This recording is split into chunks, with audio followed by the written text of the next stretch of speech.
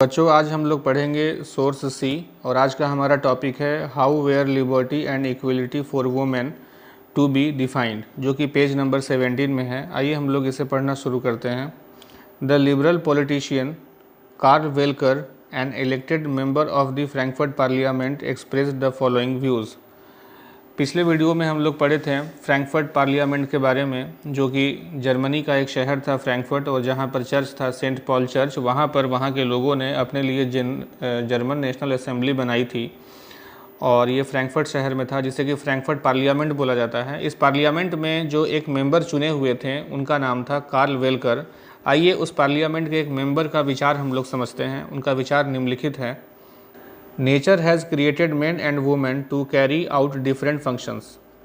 प्रकृति ने स्त्री और पुरुष को अलग अलग कामों के लिए बनाया है, अलग अलग कार्यों के लिए बनाया है।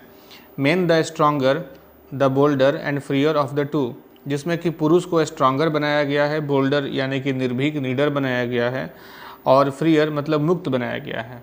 ठीक है, वो किसी पर, फ्रीयर का मतलब है कि वो इंडिपेंडेंट है, किसी पर आश्रित नहीं है। ठीक है।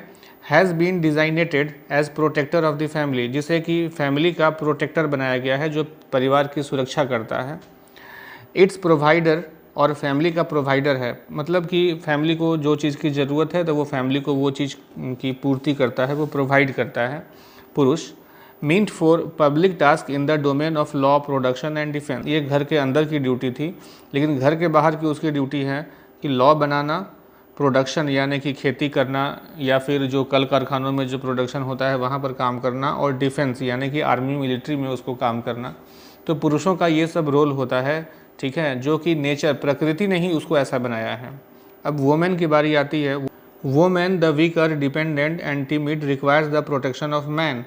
अब वुमेन जो है वो वीकर है यानी कि कमज़ोर है, डिपेंडेंट यानी कि दूसरे पर आश्रित है, दूसरे के चलते उसका काम चलता है, एंड टिमिड यानी कि टिमिड का मतलब होता है डरपोक। Requires the protection of the man, उसे जो महिला है उसे पुरुष की प्रोटेक्शन चाहिए, पुरुष की सुरक्षा चाहिए, वो अपनी सुरक्षा स्वयं नहीं कर सकती है। Her sphere is the home, the care of the children, the nurturing of the family. यहाँ पर स्फेयर का मतलब वो मैथ वाला स्फेयर नहीं, जो मैथ में पढ़ते हैं ना, गोलाकार शेप का जो होता है ज्योमेट्रिकल फिगर, वो नहीं है। यहाँ स्फेयर का मतलब है दुनिया। तो यहाँ जो महिलाओं की जो दुनिया है वो उसका घर है, उसका होम ही उसका दुनिया है। उसी में उसे अपने बच्चों का केयर करना है और अपने परिवारों को नर्चर यानी कि पालन पोषण करना है। Do we require any further proof that given such differences, क्या इसके अलावा भी कोई प्रूफ चाहिए, कोई इसके अलावा भी कोई साक्ष्य चाहिए या सबूत चाहिए ये साबित करने के लिए कि महिला का काम और पुरुष का काम एक ही है। मतलब प्रकृति ने ही उसको अलग अलग बना दिया है, अलग अलग फंक्शंस के लिए बनाया है। ठीक है। Equality between the sexes would only endanger harmony and destroy the dignity of the family. तो यदि सेक्सेस का मतलब, सेक्स का मतलब यहाँ पर स्त्री और पुरुष से है, तो यदि स्त्री और पुरुष के बीच में हम इक्वलिटी लाएंगे, उनको बराबर रखेंगे, तो इससे खतरा होगा। खतरा हमारी हार्मोनी को होगा। हमारी हार्मोनी यानी जो परिवार में सद्भावना बनी हुई है और परिवार की जो प्रतिष्ठा है उसको खतरा है। ठीक है, ये इनका विचार था। हम लोग आगे पढ़ते हैं। आगे एक और व्यक्ति हैं, ये महिला हैं, इनका विचार हम लोग जानते हैं। लुइस ऑटो पीटर, ये एक महिला हैं जिनका जन्म 1819 में और 95 में डेथ हुआ था। ठीक है, ये एक पॉलिटिकल एक्टिविस्ट थी और इन्होंने एक जर्नल, वुमेन, महिलाओं के लिए एक जर्नल को फाउंड किया, एस्टैब्लिश किया था। जर्नल का मतलब होता है कोई मैगजीन या कोई पत्रिका। और इन्होंने एक फेमिनिस्ट पॉलिटिकल एसोसिएशन की भी स्थापना की थी, मतलब एक ऐसा राजनीतिक संस्था की स्थापना की थी जो फेमिनिस्ट था। फेमिनिस्ट का मतलब होता है कि वो लोग, जो लोग महिलाओं के अधिकारों की बात करते हैं या महिलाओं के अधिकारों के लिए लड़ते हैं या महिलाओं की अधिकारों की वकालत करते हैं, उन्हें फेमिनिस्ट बोला जाता है। ठीक है, तो ये एक महिला थी जो कि फेमिनिस्ट थी। इनका अपना खुद का जर्नल था। इन्होंने एक न्यूज़पेपर में एक एडिटोरियल छापा था जो 21 अप्रैल 1849 को इनका एक न्यूज़पेपर में जो सबसे पहला इशू हुआ था, निकला था। उसे हम लोग देखते हैं क्या इन्होंने लिखा था न्यूज़पेपर में सबसे पहली बार। ये Let us ask how many men possessed by thoughts of living and dying for the sake of liberty would be prepared to fight for the freedom of the entire people of all human beings।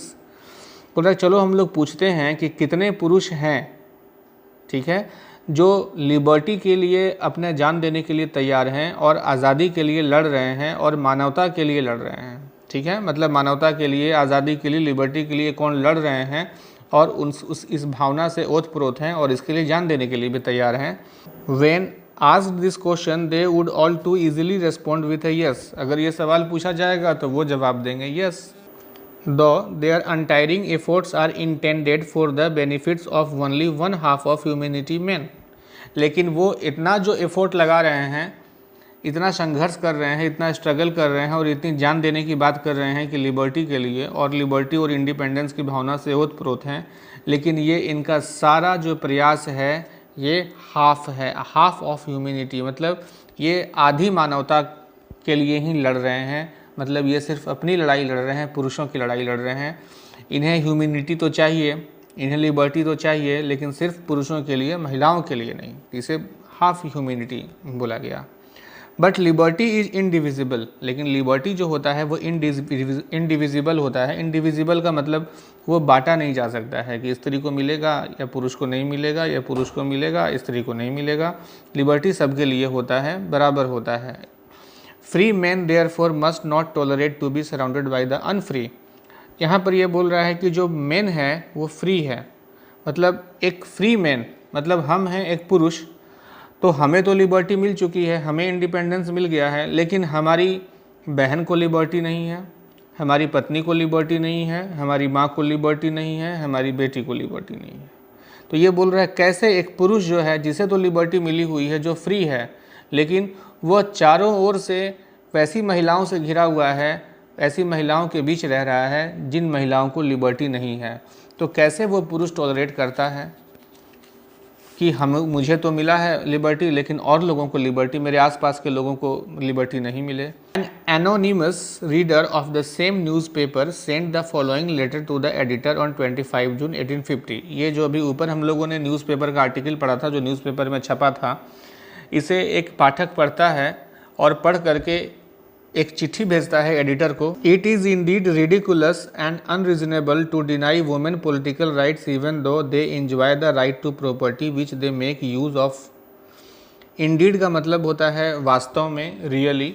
Ridiculous का मतलब होता है मूर्खतापूर्ण, और unreasonable का मतलब होता है बेतुका। तो ये बोल रहा है कि जबकि महिलाओं को राइट टू प्रॉपर्टी मिला हुआ है, राइट टू प्रॉपर्टी का मतलब कि महिलाओं को प्रॉपर्टी में हिस्सा मिला हुआ है, प्रॉपर्टी में उनके मदर फादर की जो प्रॉपर्टी है उसमें उनको अधिकार मिला हुआ है, ठीक है, लेकिन महिलाओं को पॉलिटिकल राइट नहीं मिला हुआ है, ठीक है। यहाँ पर पॉलिटिकल राइट लिखा हुआ है। पॉलिटिकल राइट का मतलब होता है वोट देने का अधिकार, इलेक्शन में खड़ा होने का अधिकार, शासन करने का अधिकार, विधायक बनने का अधिकार, मंत्री बनने का अधिकार, तो इसे पॉलिटिकल राइट्स बोला जाता है। मतलब महिलाओं को राजनीतिक अधिकार नहीं मिला हुआ है। तो महिलाओं को जबकि राइट टू प्रॉपर्टी मिला हुआ है, इसलिए महिलाओं को पॉलिटिकल राइट्स नहीं मिलना चाहिए, मतलब वोट देने का अधिकार या इलेक्शन में खड़ा होने का अधिकार नहीं मिलना चाहिए। ये वास्तव में रिडिकुलस है, मतलब मूर्खतापूर्ण है और बेतुका है।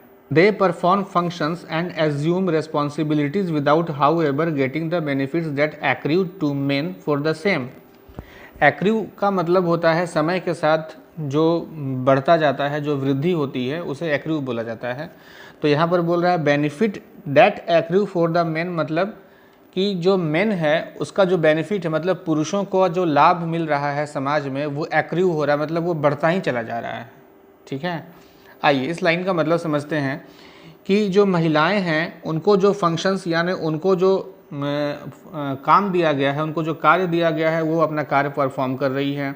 उनको जो रेस्पॉन्सिबिलिटी यानी कि उत्तरदायित्व दिया गया है उसको भी वो निभा रही है। तो फिर उसी तरीके से पुरुषों को भी तो अधिकार जो मिला है वो निभा रहा है, तो लेकिन उसको जो बेनिफिट्स हैं, पुरुषों को जो बेनिफिट्स हैं वो ज़्यादा मिले हुए हैं, ठीक है। वाई दिस इनजस्टिस, ऐसा अन्याय क्यों हो रहा है। कि जो जिम्मेदारी महिलाओं को मिली है वो निभा रही है, जो जिम्मेदारी पुरुष को मिला है वो भी अपना निभा रहा है। तो फिर जब जिम्मेदारी दोनों को अपना अपना मिला है और दोनों अपना अपना निभा रहे हैं, तो फिर पुरुषों को ही ज़्यादा बेनिफिट क्यों उनको पॉलिटिकल राइट्स है और महिलाओं को पॉलिटिकल राइट्स नहीं है? Is it not a disgrace, disgrace का मतलब होता है शर्म, दैट इवन द स्टूपिडियस्ट बेवकूफ़ cattle herder possesses the right to vote simply because he is a man.